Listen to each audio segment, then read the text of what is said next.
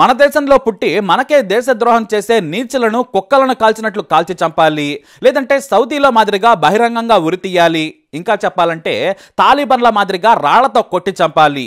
రోజు రోజుకి మన దేశంలోనే ఉంటూ ఈ దొంగలు మన దేశం మీదనే పగబట్టి పాకిస్తాన్ కుక్కలతో తీవ్రవాదులతో సంబంధాలు పెట్టుకుంటున్నారు. ఇంతకుముందు పాకిస్తాన్ కోసం కొంతమందే ఈ కుట్రలు చేసేవారు, కానీ ఇప్పుడు హిందువులు కూడా పాకిస్తాన్ కోసం గూఢచర్యం చేస్తూ సిగ్గుమాలిన బ్రతుకు బతుకుతున్నారు. దేశద్రోహం చేసే కంటే చావడం మంచిది. గొప్ప దేశంలో పుట్టి ఇలాంటి చిల్లర పని చేస్తుండడం చూసి అందరూ తలదించుకుంటున్నారు. పాకిస్తాన్కి వెళ్లే ఫోన్ కాల్స్, మెయిల్స్ పై నిఘా పెట్టిన పోలీసులు ఒకేసారి యూపీలో 12 మంది అదుపులోకి తీసుకున్నారు. వారిలో యూట్యూబర్ జ్యోతి ఒకరు. 33 ఏళ్ల యువతి కోవిడ్ సమయంలో యూట్యూబర్ గా మారింది. ఈమె తల్లి చనిపోవడానికి ముందే తండ్రితో విడాకులు తీసుకుంది. ఆమె తండ్రి హర్యానా ఎలక్ట్రిసిటీ డిపార్ట్మెంట్ లో పనిచేసి రిటైర్ అయ్యారు. ఇక తల్లి చనిపోయిన తర్వాత మేనమామ దగ్గరే ఉంది. ఆ తర్వాత గుర్గావ్లో ఓ చిన్న ఉద్యోగం చేసింది. నెలకు 20,000 రూపాయలు వచ్చేవి. కోవిడ్ సమయంలో ఆ జాబ్ కూడా పోవడంతో యూట్యూబర్ గా మారింది. ట్రావెల్ విత్ జో అనే యూట్యూబ్ ఛానల్ ప్రారంభించింది. యూట్యూబ్ లో, ఇన్స్టాలో ఆమెకు లక్షలాది మంది ఫాలోవర్స్, సబ్స్క్రైబర్స్ ఉన్నారు. అయితే పోలీసులు నిఘా పెట్టగా ఒకేసారి 12 మందిని అరెస్ట్ చేశారు. ఇప్పుడు జ్యోతి మల్హోత్రా కేసు సంచలనంగా మారింది. వాస్తవానికి ఆమెకు డైరెక్ట్ గా తీవ్రవాదులతో సంబంధాలు లేవని హర్యానా పోలీసులు ప్రకటించారు. పైగా ఆర్మీ విషయాలేమీ కూడా ఈమెకు తెలియవు. మన ఆర్మీ ప్రణాళికలు ఆమెకు తెలిసే ఛాన్సే లేదు. కానీ కీలకమైన ప్రాంతాల అడ్రస్లను, లేదంటే దేశంలో ఏం జరుగుతుంది, రాజకీయ విషయాలపై ఆమె సమాచారం ఇచ్చుంటుందని ప్రకటించారు. ఐబీసీబీఐలు ఆమెను అదుపులోకి తీసుకుని విచారణ చేస్తున్నారు. వీటిలో సంచలన విషయాలు బయటపడ్డాయి. అంతకుముందే ఆమె పాకిస్తాన్ లో కూడా ప్రయాణించి యూట్యూబ్ వీడియోలు చేసింది. పాకిస్తాన్ గొప్పగా ఉందంటూ జ్యోతి చేసిన వీడియోలకు వ్యూస్ బాగానే వచ్చాయి. అయితే డబ్బు కోసం ఈ నీచురాలు పాకిస్తాన్ కు గూఢచారిగా మారింది. పాకిస్తాన్ లో యూట్యూబ్ వీడియోలు చేసేందుకు పాకిస్తాన్ రాయబార్య కార్యాలయానికి వెళ్ళింది జ్యోతి. ఆ సమయంలో పాక్ గూఢచారి డానిష్ ఆమెతో పరిచయం పెంచుకున్నాడు. డబ్బు ఎరగా వేసి తమ కోసం పనిచేయాలన్నాడు. ఒకేసారి లక్షల రూపాయలు పంపిస్తామని చెప్పడంతో ఆమె సరేనంది. ఆ తర్వాత నిజంగానే డబ్బులు అకౌంట్లో పడ్డాయి. అంతే, ఈ నీతి జాతి లేని కుక్క మన విషయాలను పాకిస్తాన్కు చేరవేయటం మొదలుపెట్టింది. అంతేకాదు, ఈ డానిష్ అనేవాడు రహీం అనే వ్యక్తిని పరిచయం చేశాడు. అతని ద్వారా పాకిస్తాన్కి వెళ్ళిన తర్వాత అలీ ఆహ్వాన్ అనే వ్యక్తి జ్యోతికి కావాల్సిన ఏర్పాట్లు చేశాడు. లగ్జరీ హోటల్స్ లో రూమ్ బుకింగ్ నుంచి యూట్యూబ్ వీడియోలు చేసే వరకు ఆమెకి 2 మనుషులతో సహకారాలు అందించేలా చేశాడని విచారణలో తేలింది. మన దేశంలోని పాక్ రాయబార్య కార్యాలయంలో ఉన్న డానిష్ తో పాటు అతని ద్వారా యహషాన్ ఉర్ రహీం అనే గూఢచారితో టచ్ లోకి వెళ్ళింది జ్యోతి. ఈమె పాకిస్తాన్ టూర్కు యుఏఈ కంపెనీ నుంచి డబ్బులు అందాయి. ఆ తర్వాత కూడా వేరువేరు వ్యక్తుల ద్వారా డబ్బు తీసుకుంది జ్యోతి. పాకిస్తాన్ చాలా గొప్పగా ఉంది, బ్రైట్ గా ఉందంటూ వీడియోలు చేసింది జ్యోతి.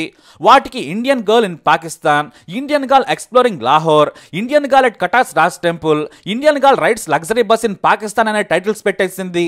అయితే అక్కడికి వెళ్ళిన తర్వాత పాకిస్తాన్కి చెందిన సిమ్ కార్డులను వాడినట్లు అధికారులు భావిస్తున్నారు.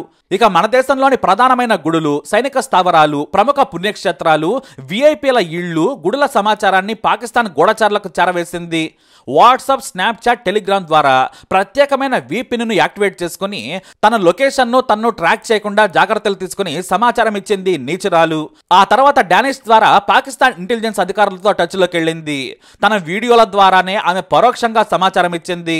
ల్యాప్టాప్ లో పాకిస్తాన్ ఇంటెలిజెన్స్ అధికారులు నేర్పించిన కోడ్ లాంగ్వేజ్ లోనే వారితో చాట్ చేసింది దుర్మార్గురాలు. జ్యోతి ఎప్పుడైతే మన ఐబీకి పాక్ గూఢచారాల సమాచారం ఇచ్చిందో వెంటనే రహీం, డానిష్లను దేశం విడిచి వెళ్లాలని ఆదేశించింది ఇండియా. ఆమె ఫోన్లు, ల్యాప్టాప్లను స్వాధీనం చేసుకున్నారు. ఫోరెన్సిక్ అధికారులు అందులోని వివరాలను రాబట్టేందుకు ప్రయత్నిస్తున్నారు. దేశద్రోహం కేసుతో పాటు దేశ భద్రతకు ప్రమాదకరంగా మారడం, కుట్ర, ఇలా పలు సెక్షన్లలో హిసార్ సివిల్ లైన్ పోలీస్ స్టేషన్లో కేసులు నమోదయ్యాయి. ఈ పనికిమాలింది కేవలం పాకిస్తాన్కు మాత్రమే సమాచారం ఇచ్చిందా, లేదంటే ఇతర దేశాల గూఢచారులతో చేతులు కలిపిందా అనేది కూడా విచారణ చేస్తున్నారు. ఎందుకంటే ఆమెకొచ్చే ఆదాయం చాలా తక్కువ. కానీ ఏకంగా Pakistan, China, Thailand, Dubai, UAE, Saudi సహా పలు దేశాలు తిరిగేసింది. ఆయా దేశాల్లో వీడియోలు చేసింది జ్యోతి. ఇక ఇందులో దారుణమైన విషయం ఏమిటంటే చైనా కూడా పలుమార్లు వెళ్ళింది. అక్కడ పాక్, చైనా గూఢచారులను కలిసే ఛాన్స్ ఉందని అధికారులు భావిస్తున్నారు. ఈమెతో పాటుగా అరెస్ట్ అయిన మరో నీచుడు మల్హోత్రా. ఇతను పాకిస్తాన్ కోసం ఏకంగా ఇన్ఫ్లుయెన్సర్స్ ని రిక్రూట్ చేసుకుంటున్నాడు. ఇతనితో పాటు హర్యానాకు చెందిన అర్మాన్ పాకిస్తాన్ హై కమిషన్ కార్యాలయంలోకి వెళ్లి డైరెక్ట్ గా భారత సైనిక కార్యకలాపాల వివరాలు సేకరించి సమాచారం ఇస్తున్నట్లు గుర్తించారు.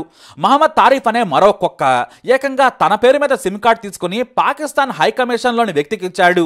వీళ్ళు నిజంగా మన దేశంలో పుట్టుంటే, అది కూడా ఒక తండ్రికే పుట్టుంటే జ్యోతి సహా ఈ దుర్మార్గులు ఇలాంటి పని చేసుండరు.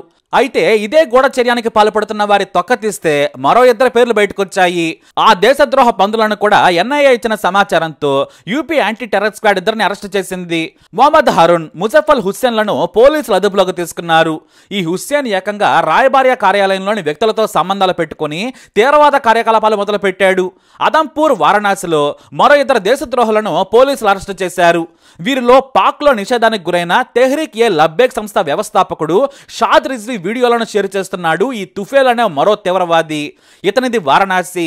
ఈ ద్రోహి మన దేశంలో ఉంటూ మన మీద బతుకుతూ పాకిస్తాన్కి సమాచారం చేరవేస్తున్నాడు. భారత్లోనూ షరియా చట్టం కావాలట ఈ కుక్కకి. వీడు వారణాసిలోని ప్రముఖ ప్రాంతాలైన రాజ్ఘాట్, నమోఘాట్, జ్ఞానవాపి మసీదు, వారణాసి రైల్వే స్టేషన్ తో పాటు జామా మసీద్, ఎర్రకోట సహా వాటి ఫోటోలు గూగుల్ మ్యాప్ లో వాటి అడ్రస్లను కూడా షేర్ చేశాడు. పాకిస్తాన్లోని 600 మందితో సంబంధాలు పెట్టుకుని సంభాషిస్తూ ఉన్నాడు యదవ. జ్యోతి తర్వాత ఈ నెట్వర్క్ మొత్తం బయటకు వస్తోంది. ఒక్కొక్కడు తోలుస్తుంటే మిగతా ద్రోహుల వివరాలు చెబుతున్నారు. ఇప్పుడు జ్యోతినే ఎక్కువ ద్రోహం చేసినట్లు అధికారులు భావిస్తున్నారు. ఎందుకంటే హై ప్రొఫైల్ కాంటాక్ట్లతో విదేశాల్లో పాక్ నిఘా అధికారులను కలుసుకుందనేది అనుమానం. వారికి ఎలాంటి సమాచారం ఇచ్చింది, పాకిస్తాన్లో ఎవరిని కలిసిందనేది పోలీసులు విచారణ చేస్తున్నారు. జ్యోతికి యుఏఈ ట్రావెల్ కంపెనీ వెగో స్పాన్సర్ చేసినట్లు అధికారులు గుర్తించారు. ఈ కంపెనీ పాకిస్తాన్లోనే రిజిస్టర్ అయింది. దీంతో జ్యోతి లింక్స్ చాలా క్లియర్గా తెలిసిపోతున్నాయి. అసలు జ్యోతికి స్పాన్సర్స్ గా ఉండాల్సిన అవసరం వెగోకి లేదు. కేవలం పాకిస్తాన్ గూఢచారులు సదరు కంపెనీ ద్వారా డబ్బులు బదిలీ చేసినట్లు విచారణలో తేలింది. అయితే వీడియోలు తక్కువ, వ్యూస్ కూడా తక్కువే. కానీ కార్లు, కొత్త ఇల్లు, విదేశాల్లో పర్యటనలు, అది కూడా విదేశీ స్టార్ హోటల్స్ లో బస చూసి పోలీసులు షాక్ తిన్నారు. ఆ డబ్బు ఎక్కడి నుంచి వచ్చిందో గుర్తిస్తే జ్యోతి చేసిన లఫంగి పని తేలిపోతుంది. ఏదేమైనా కూడా మరొకడు దేశద్రోహం చేయకుండా ఉండాలంటే, ఆ ఆలోచన కూడా రావాలంటేనే భయపడేలా కేంద్రం తీవ్రమైన చర్యలు తీసుకోవాలి. లేదంటే ప్రతి సందుకు కూడా తయారయ్యే ప్రమాదం ఉంది. ఈ దేశద్రోహ కుక్కలను జీవితానికి పనికిరాకుండా చేయాలి. అప్పుడే భయం మొదలవుతుంది. మరేం చేయాలి? మీరేమంటారు? మీ అభిప్రాయాన్ని కామెంట్ ద్వారా తెలియజేయండి. మరి ఆరిపోయిన జ్యోతిపై మరో వీడియో ద్వారా అప్డేట్స్ తెలుసుకుందాం. మా ఛానల్ సబ్స్క్రైబ్ చేసుకోండి.